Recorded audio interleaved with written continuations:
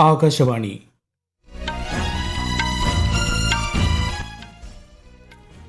നമസ്കാരം. വാർത്തകൾ വായിക്കുന്നത് അക്ഷയ് ഷാജി.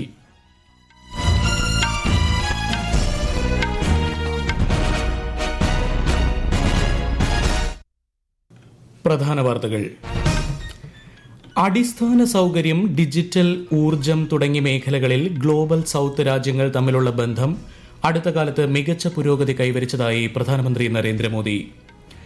ആരോഗ്യ പ്രവർത്തകരുടെ സുരക്ഷയ്ക്കായി സാധ്യമായതെല്ലാം ചെയ്യുമെന്ന് കേന്ദ്ര സർക്കാർ.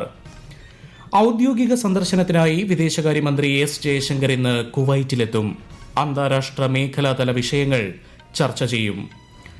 മുംബൈ ഭീകരാക്രമണത്തിൽ കുറ്റാരോപിതനായ തഹാവൂർ ഹുസൈൻ റാണയെ ഇന്ത്യയിലേക്ക് തിരിച്ചയക്കാൻ ഉത്തരവിട്ട് അമേരിക്കൻ കോടതി. കേരളത്തിൽ ഇന്ന് വ്യാപക മഴയ്ക്ക് സാധ്യതയെന്ന് കേന്ദ്ര കാലാവസ്ഥാ വകുപ്പ്. കോട്ടയം, ഇടുക്കി, കോഴിക്കോട് ജില്ലകളിൽ ഓറഞ്ച് ജാഗ്രത. ബാഡ്മിന്റൺ ഏഷ്യ ജൂനിയർ ചാമ്പ്യൻഷിപ്പിന് മറ്റന്നാൾ ചൈനയിൽ തുടക്കമാകും. വാർത്തകൾ വിശദമായി. അടിസ്ഥാന സൗകര്യം, ഡിജിറ്റൽ ഊർജം തുടങ്ങിയ മേഖലകളിൽ ഗ്ലോബൽ സൌത്ത് രാജ്യങ്ങൾ തമ്മിലുള്ള ബന്ധം അടുത്ത കാലത്ത് മികച്ച പുരോഗതി കൈവരിച്ചതായി പ്രധാനമന്ത്രി നരേന്ദ്രമോദി. മൂന്നാമത് വോയിസ് ഓഫ് ഗ്ലോബൽ സൌത്ത് ഉച്ചകോടിയെ വിദൂര ദൃശ്യ സംവിധാനത്തിലൂടെ അഭിസംബോധന ചെയ്യുകയായിരുന്നു അദ്ദേഹം. ഗ്ലോബൽ സൌത്തുമായി സഹകരിക്കാനുള്ള ഇന്ത്യയുടെ തീരുമാനം പ്രധാനമന്ത്രി വ്യക്തമാക്കി. വ്യാപാരം, സമഗ്ര വികസനം, സുസ്ഥിര വികസന ലക്ഷ്യങ്ങളിൽ പുരോഗതി, സ്ത്രീകൾ നയിക്കുന്ന വികസനം എന്നിവ പ്രോത്സാഹിപ്പിക്കുന്നതിനുള്ള ഇന്ത്യയുടെ പ്രതിബദ്ധതയും അദ്ദേഹം എടുത്തു പറഞ്ഞു. മൂന്നാമത് വോയിസ് ഓഫ് ഗ്ലോബൽ സൌത്ത് ഉച്ചകോടിക്ക് ഓൺലൈനായി ഇന്ത്യയാണ് ആതിഥ്യമരുളിയത്. ആരോഗ്യ പ്രവർത്തകരുടെ സുരക്ഷയ്ക്കായി സാധ്യമായതെല്ലാം ചെയ്യുമെന്ന് കേന്ദ്ര സർക്കാർ. ആരോഗ്യ പ്രവർത്തകർക്കെതിരായ അക്രമങ്ങൾ തടയാൻ കേന്ദ്ര നിയമം കൊണ്ടുവരണമെന്നാവശ്യപ്പെട്ട് ഇന്ത്യൻ മെഡിക്കൽ അസോസിയേഷൻ പ്രധാനമന്ത്രി നരേന്ദ്രമോദിക്ക് കത്തെഴുതിയിരുന്നു. ആശുപത്രികളുടെ സുരക്ഷാ മാനദണ്ഡങ്ങൾ വിമാനത്താവളത്തിനേതിന് സമാനമായിരിക്കണമെന്നും ആശുപത്രികളെ സേഫ് സോണുകളായി പ്രഖ്യാപിക്കണമെന്നും സുരക്ഷാ പ്രോട്ടോകോളുകൾ നടപ്പാക്കണമെന്നും കത്തിൽ ആവശ്യപ്പെട്ടിരുന്നു. കൊൽക്കത്തയിലെ ആർജി കർ മെഡിക്കൽ കോളേജ് ആശുപത്രിയിലെ വനിതാ ഡോക്ടറെ ബലാത്സംഗം ചെയ്ത് കൊലപ്പെടുത്തിയ സംഭവത്തിന്റെ പശ്ചാത്തലത്തിലാണിത്. സംഭവത്തിൽ കൃത്യമായ അന്വേഷണം നടത്തുന്നതിനും ഡോക്ടർമാർക്ക് മെച്ചപ്പെട്ട തൊഴിൽ സാഹചര്യങ്ങൾ നൽകുന്നതിനും വേണ്ട നടപടികൾ സ്വീകരിക്കണമെന്നും IMA ആവശ്യപ്പെട്ടിട്ടുണ്ട്. ഔദ്യോഗിക സന്ദർശനത്തിനായി വിദേശകാര്യമന്ത്രി എസ് ജയശങ്കർ ഇന്ന് കുവൈറ്റിലെത്തും. കുവൈറ്റ് വിദേശകാര്യ മന്ത്രി അബ്ദുള്ള അലി അൽ യാഹിയയുമായി അദ്ദേഹം കൂടിക്കാഴ്ച നടത്തും.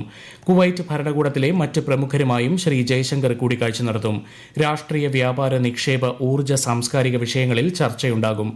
ജനങ്ങൾ തമ്മിലുള്ള ബന്ധം സംബന്ധിച്ചും ആശയവിനിമയം നടത്തും. അന്താരാഷ്ട്ര മേഖലാതല വിഷയങ്ങളിലും ഇരു കൂട്ടരും ചർച്ച നടത്തും. മധ്യേഷ്യയിലെയും ദക്ഷിണേഷ്യയിലെയും വിഷയങ്ങളിലും ആശയവിനിമയം നടക്കും. ഇന്ത്യൻ തീരദേശ സുരക്ഷാ സേനയുടെ അത്യാധുനിക സമുദ്ര സുരക്ഷാ ഏകോപന കേന്ദ്രം രാജ്യരക്ഷാമന്ത്രി രാജ്നാഥ് സിംഗ് ഇന്ന് ചെന്നൈയിൽ ഉദ്ഘാടനം ചെയ്യും.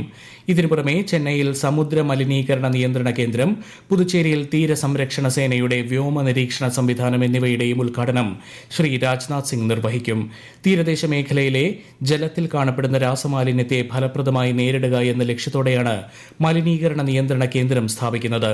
സമുദ്ര സുരക്ഷ ശക്തമാക്കുന്നതിനും അടിയന്തര സാഹചര്യങ്ങളിൽ ദ്രുതഗതിയിൽ പ്രതികരിക്കാനും കഴിയുന്ന സാങ്കേതിക വിദ്യയിലൂന്നിയാകും കേന്ദ്രങ്ങളുടെ പ്രവർത്തനം. കന്നുകാലികൾ ഉൾപ്പെടെയുള്ള മൃഗങ്ങളിൽ കാണപ്പെടുന്ന കുളമ്പ് വായ രോഗ പ്രതിരോധത്തിനായി സ്വീകരിച്ചു വരുന്ന നടപടികൾ കേന്ദ്ര മൃഗസംരക്ഷണ ക്ഷീരവകുപ്പ് മന്ത്രി രാജീവ് രഞ്ജൻ സിംഗ് വിലയിരുത്തി. 2030 പ്രതിരോധ കുത്തിവയ്പിലൂടെ കുളമ്പ് വായ രോഗമുക്ത ഇന്ത്യ എന്നതാണ് ലക്ഷ്യം. ഒരു റിപ്പോർട്ട്. രാജ്യത്തിന്റെ സമ്പദ് വ്യവസ്ഥയ്ക്ക് മാത്രമല്ല കർഷകരുടെ ജീവിതം മെച്ചപ്പെടുത്താനും മൃഗസംരക്ഷണ മേഖല സുപ്രധാനമാണെന്ന് മന്ത്രി രാജീവ് രഞ്ജൻ പറഞ്ഞു. യോഗത്തിൽ 2030 കുളമ്പു വായരോഗമുക്ത ഇന്ത്യ എന്ന ലക്ഷ്യം കൈവരിക്കാനുള്ള കർമ്മപദ്ധതി സംബന്ധിച്ച് ചർച്ച നടന്നു. തമിഴ്നാട്, കർണാടക, ആന്ധ്രാപ്രദേശ്, തെലങ്കാന, ഉത്തരാഖണ്ഡ്, പഞ്ചാബ്, ഹരിയാന, മഹാരാഷ്ട്ര, ഗുജറാത്ത് സംസ്ഥാനങ്ങളിൽ ലക്ഷ്യം കൈവരിക്കാൻ സ്വീകരിച്ച നടപടികൾ യോഗം വിലയിരുത്തി. ഇവിടങ്ങളിൽ കുത്തിവയ്പ് നൽകുന്ന പ്രവൃത്തി ഏറെ മുന്നോട്ട് പോയിട്ടുണ്ട്. മൃഗങ്ങൾക്കുണ്ടാകുന്ന രോഗങ്ങൾ മൂലം 24,000 കോടി രൂപയുടെ നഷ്ടമാണ് ഓരോ വർഷവും ഉണ്ടാകുന്നതെന്ന് മന്ത്രി ചൂണ്ടിക്കാട്ടി. രോഗനിയന്ത്രണം വഴി പാലുൽപാദനം വർദ്ധിക്കും. അങ്ങനെ കർഷകരുടെ വരുമാനവും കൂടുമെന്ന് അദ്ദേഹം പറഞ്ഞു. പ്രതിരോധ കുത്തിവയ്പ് വികസിപ്പിച്ചെടുക്കുന്നത് കേന്ദ്ര സർക്കാരിന്റെ സ്ഥാപനങ്ങളാണെന്നത് അഭിമാനകരമാണെന്ന് പറഞ്ഞ മന്ത്രി ഇപ്പോൾ ഈ മരുന്ന് കയറ്റുമതിക്കും രാജ്യം സജ്ജമാണെന്ന് വ്യക്തമാക്കി. News desk, Akashvani. മുംബൈ ഭീകരാക്രമണത്തിൽ കുറ്റാരോപിതനായ തഹാവൂർ ഹുസൈൻ റാണയെ ഇന്ത്യയിലേക്ക് തിരിച്ചയക്കാമെന്ന് അമേരിക്കൻ കോടതി. ഇൻഡോ യു എസ് കൈമാറ്റ ഉടമ്പടി പ്രകാരം നിയമപരമായി റാണയെ ഇന്ത്യയ്ക്ക് കൈമാറുന്നതിൽ തടസ്സമില്ലെന്നാണ് കാലിഫോർണിയയിലെ U S court of appeal വ്യക്തമാക്കിയത്. നിലവിൽ ലോസ് ഏഞ്ചൽസിൽ ജയിലിലാണ് ഇയാൾ. പാകിസ്ഥാൻ ചാരസംഘടന ISIയുമായി റാണയ്ക്ക് ബന്ധമുണ്ടെന്നാണ് റിപ്പോർട്ട്. ഈ വാർത്തകൾ ആകാശവാണിയിൽ നിന്ന്. ഈ വർഷത്തെ ബാഡ്മിന്റൺ ഏഷ്യ ജൂനിയർ ചാമ്പ്യൻഷിപ്പ് മറ്റന്നാൾ ആരംഭിക്കും. ചൈനയിലെ ഷെങ്ഡുവിൽ നടക്കുന്ന ചാമ്പ്യൻഷിപ്പിൽ അണ്ടർ 15, അണ്ടർ 17 വിഭാഗങ്ങളിലാണ് മത്സരങ്ങൾ നടക്കുക. ഇന്ത്യയിൽ നിന്നുള്ള 39 കായിക താരങ്ങളാണ് മത്സരത്തിൽ പങ്കെടുക്കുന്നത്. ചെങ്ഡുവിൽ നടന്ന ചാമ്പ്യൻഷിപ്പിന്റെ അവസാന പതിപ്പിൽ ഇന്ത്യ 1 സ്വർണവും 1 വെള്ളിയും 1 വെങ്കലവും നേടിയിരുന്നു. 2025 ചാമ്പ്യൻഷിപ്പിന് ആതിഥേയത്വം വഹിക്കുന്നത് ഇന്ത്യയാണ്. സംസ്ഥാനത്ത് ഇന്നും വ്യാപക മഴയ്ക്ക് സാധ്യതയുണ്ടെന്ന് കേന്ദ്ര കാലാവസ്ഥാ വകുപ്പ്. കോട്ടയം, ഇടുക്കി, കോഴിക്കോട് ജില്ലകളിൽ ഓറഞ്ച് ജാഗ്രതയാണ്. തൃശൂർ, പാലക്കാട് ഒഴികെ മറ്റ് ജില്ലകളിൽ മഞ്ഞ ജാഗ്രതയും പ്രഖ്യാപിച്ചിട്ടുണ്ട്. ലക്ഷദ്വീപിലും ഓറഞ്ച് ജാഗ്രതയാണ്. കേരള, ലക്ഷദ്വീപ് തീരങ്ങളിൽ മത്സ്യബന്ധനത്തിനും വിലക്കുണ്ട്. ശബരിമലയിലെ ഭസ്മക്കുളം പുതിയ സ്ഥലത്തേക്ക് മാറ്റുന്നതിന് സ്ഥാനനിർണയം അല്പസമയത്തിനകം. വാസ്തുശാസ്ത്ര വിജ്ഞാന കേന്ദ്രം അധ്യക്ഷൻ K മുരളീധരനാണ് സ്ഥാനനിർണയം നടത്തുന്നത്. ഉച്ചയ്ക്ക് പുതിയ കുളം നിർമ്മിക്കുന്നതിന് തറക്കല്ലിടൽ നടക്കും.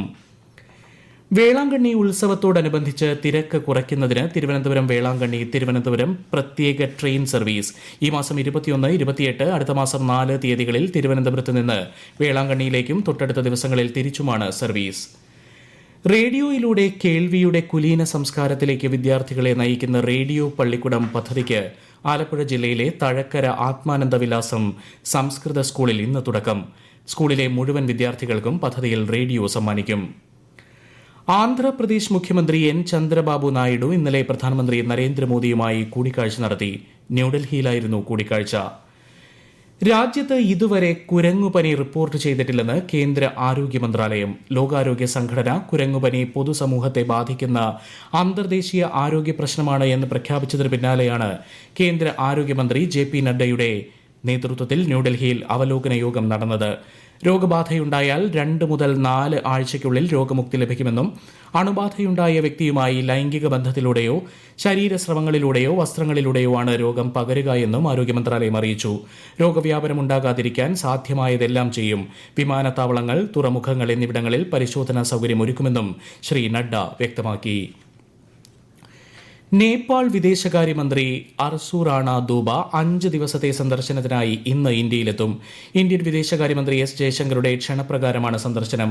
ഇന്ത്യയുടെ അയൽപക്കം ആദ്യം എന്ന നയത്തിൽ നേപ്പാളിന് സുപ്രധാന സ്ഥാനമാണുള്ളതെന്ന് ഇന്ത്യൻ വിദേശകാര്യ മന്ത്രാലയം അറിയിച്ചു. ഉഭയകക്ഷി ബന്ധം ശക്തിപ്പെടുത്താൻ നേപ്പാൾ വിദേശകാര്യമന്ത്രിയുടെ സന്ദർശനം ഉപകരിക്കുമെന്നും മന്ത്രാലയം വ്യക്തമാക്കി. പരസ്പര താൽപര്യമുള്ള വിഷയങ്ങൾ ചർച്ചയാകുമെന്നും ഇരു രാജ്യങ്ങളും തമ്മിലുള്ള സഹകരണം മെച്ചപ്പെടുത്താനും സന്ദർശനം പ്രയോജനപ്പെടുത്തണമെന്നും നേപ്പാൾ വിദേശകാര്യ മന്ത്രാലയം അറിയിച്ചു. പിന്നണി ഗായിക P. സുശീലയെ വൃക്കരോഗത്തെ തുടർന്ന് ആശുപത്രിയിൽ പ്രവേശിപ്പിച്ചു. ചെന്നൈയിലെ കാവേരി ആശുപത്രിയിലാണ് ഗായിക ചികിത്സയിൽ കഴിയുന്നത്. വരാനിരിക്കുന്ന ഉത്സവങ്ങൾ സമാധാനപരമായി വേണം ആഘോഷിക്കാനെന്നും നിയമപരിപാലനത്തിന് തടസ്സമുണ്ടാകരുതെന്നും മഹാരാഷ്ട്ര മുഖ്യമന്ത്രി ഏക്നാഥ് ഷിൻഡെ. നാസിക് നഗരത്തിലുണ്ടായ അനിഷ്ട സംഭവങ്ങളുടെ പശ്ചാത്തലത്തിലാണ് പ്രതികരണം. നിലവിൽ സ്ഥിതിഗതികൾ ശാന്തമാണെന്നും ഇത്തരം സംഭവങ്ങൾ ഭാവിയിൽ ഉണ്ടാകാതിരിക്കാനാണ് ജാഗ്രത പുലർത്തേണ്ടതെന്നും ശ്രീ ഷിൻഡെ വ്യക്തമാക്കി. മഹാരാഷ്ട്രയിലെ പൂനെ ജില്ലയിലെ പുരന്തറിൽ നിന്നുള്ള അത്തിപ്പഴ ജ്യൂസ് പോളണ്ടിലേക്ക് കയറ്റുമതി ചെയ്തു. ആദ്യമായാണ് ഇന്ത്യയിൽ നിന്ന് ഇത്തരത്തിൽ ഉടനടി കുടിക്കാനാകുന്ന തരത്തിൽ ജ്യൂസ് കയറ്റുമതി ചെയ്തത്. കാർഷിക സംസ്കരിച്ച ഭക്ഷ്യോത്പന്ന കയറ്റുമതി വികസന അതോറിറ്റിയാണ് കയറ്റുമതിക്കായുള്ള സൗകര്യം ഏർപ്പാടാക്കിയത്. പുരന്തർ ഹൈലാൻഡ് ഫാർമേഴ്സ് പ്രൊഡ്യൂസർ കമ്പനിയാണ് ജ്യൂസ് ഉൽപ്പാദിപ്പിച്ചത്. മധ്യ ഗസയിലെ അൽ സവൈദയിൽ ഇസ്രായേൽ വ്യോമാക്രമണത്തെ തുടർന്ന് ഒരു കുടുംബത്തിലെ 9 കുട്ടികളടക്കം 15 പേർ കൊല്ലപ്പെട്ടു. ഇസ്രായേൽ പ്രതിരോധ സേനയ്ക്ക് നേരെയുണ്ടായ റോക്കറ്റ് ആക്രമണത്തിന് മറുപടിയായാണ് തിരിച്ചടിച്ചതെന്ന് ഇസ്രായേൽ പ്രതിരോധ സേന വ്യക്തമാക്കി. പ്രധാന വാർത്തകൾ വീണ്ടും. അടിസ്ഥാന സൗകര്യം, ഡിജിറ്റൽ ഊർജ്ജം തുടങ്ങിയ മേഖലകളിൽ ഗ്ലോബൽ സൌത്ത് രാജ്യങ്ങൾ തമ്മിലുള്ള ബന്ധം അടുത്ത കാലത്ത് മികച്ച പുരോഗതി കൈവരിച്ചതായി പ്രധാനമന്ത്രി നരേന്ദ്രമോദി. ആരോഗ്യ പ്രവർത്തകരുടെ സുരക്ഷയ്ക്കായി സാധ്യമായതെല്ലാം ചെയ്യുമെന്ന് കേന്ദ്ര സർക്കാർ. ഔദ്യോഗിക സന്ദർശനത്തിനായി വിദേശകാര്യമന്ത്രി എസ് ജയശങ്കർ ഇന്ന് കുവൈറ്റിലെത്തും. അന്താരാഷ്ട്ര മേഖലാതല വിഷയങ്ങളിൽ ചർച്ച നടക്കും. മുംബൈ ഭീകരാക്രമണത്തിൽ കുറ്റാരോപിതനായ തഹാവൂർ ഹുസൈൻ റാണയെ ഇന്ത്യയിലേക്ക് തിരിച്ചയക്കാൻ ഉത്തരവിട്ട് അമേരിക്കൻ കോടതി. കേരളത്തിൽ ഇന്ന് വ്യാപക മഴയ്ക്ക് സാധ്യതയെന്ന് കേന്ദ്ര കാലാവസ്ഥാ വകുപ്പ്. കോട്ടയം, ഇടുക്കി, കോഴിക്കോട് ജില്ലകളിൽ ഓറഞ്ച് ജാഗ്രത. ബാഡ്മിന്റൺ ഏഷ്യ ജൂനിയർ ചാമ്പ്യൻഷിപ്പിന് മറ്റന്നാൾ ചൈനയിൽ തുടക്കമാകും. വാർത്തകൾ കഴിഞ്ഞു. അടുത്ത വാർത്താ പ്രക്ഷേപണം ഉച്ചയ്ക്ക് 12:30.